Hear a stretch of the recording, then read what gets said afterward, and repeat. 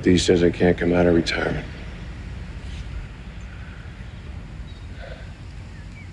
They didn't say anything about re-enlisting.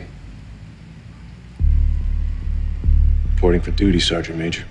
It's been over 4 years since the G.I Joes have saved the world and kicked some ass, and now they're back for another outing in G.I Joe Retaliation.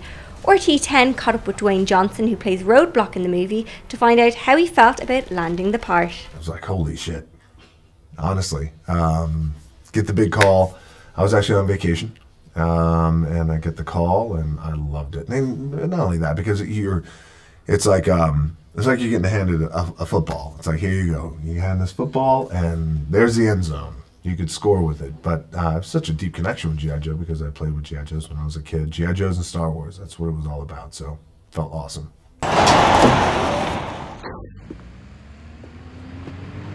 Try not to stretch her up. Idol's a little rough and neutral. I ain't gonna be in neutral. I recently read that you're actually looking for a role in Star Wars. How true is this? And if so, how are we going to get it? It's just funny how things morph into this. Yes. Somebody asked me if I was interested in that, and I was like, yeah, of course. And then all of a sudden now we're sitting here, we're talking to Ireland about me being in Star Wars. That would be cool. I grew up watching Star Wars, and what I said was, so you can imagine how cool it was for me to get the call about G.I. Joe. It would essentially be like if George Lucas called me, or J.J. Abrams called me and said, hey, I want you to be in Star Wars. With that deep-rooted connection. So, how are we going to do it? You're going to call J.J. Abrams. Yes, I am. And you're going to tell him Rock should be in Star Wars. Damn straight. So, in the film, you played the Invincible Man, but what in real life scares you a bit? Anytime my phone goes off in the middle of the night, I don't like that.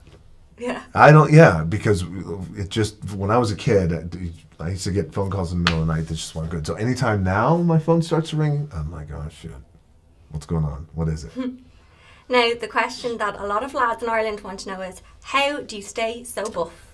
You got to be careful with the beer. That's what you got to be careful with, and you just got to work out. In the immortal words of Jay-Z, whatever deity may guide my life, dear Lord, don't let me die tonight. You've coined this great positive philosophy called Team Bring It. Where did the inspiration come from for this? Great message. Just me growing up. I mean, to be honest with you, look, when I was 14, a defining moment happened for me when I was 14 years old. We got evicted out of our place. We didn't have any place to live. So that, for me now, looking back, like defined the, I'm going to do everything that I possibly can with my two hands. I'm going to build my body. I'm going to go to work. I'm going to do everything I can to make sure that I never get evicted again and that I'm able to make it in the world. So just that mindset. I don't ever want anybody to go to get evicted and go down that road. But the mindset of doing what we can do for ourselves and getting better.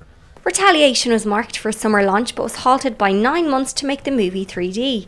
I asked director Jon M if this added any pressure to the job overall. Yes, it was very stressful. I mean, we always wanted our movie to be in 3D. We just never had the resources and the time to do it because we had a very specific date, a release date. When we watched the movie and we realized, you know what, we all had to look each other in the eyes and say, we can make a better movie. The way we make a better movie, in our case, was our strength is in immersing the audience in this adventure. An adventure they could never experience in real life. And if we made this 3D, it would only enhance that tenfold. Luckily, Paramount agreed, and it was difficult at first, and probably got even more difficult as we started working because we wanted to make sure it was the best, but very rewarding as we got pieces back.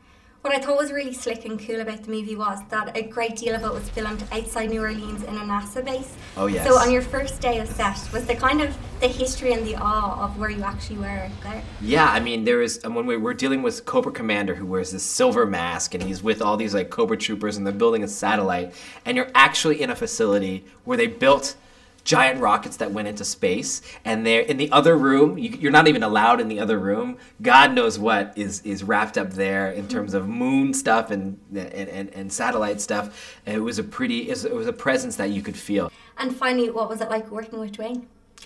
Dwayne is a master at his craft. I mean, literally the way he tackles acting and action is the same way he deals with sports. He's there early. He trains every day. He's there to talk about it. He takes it very, very seriously. He's one of the most focused, hardworking people I've ever met in my life. And to be my first action movie, to have a master class in action with him and Bruce Willis, what more could a guy ask for?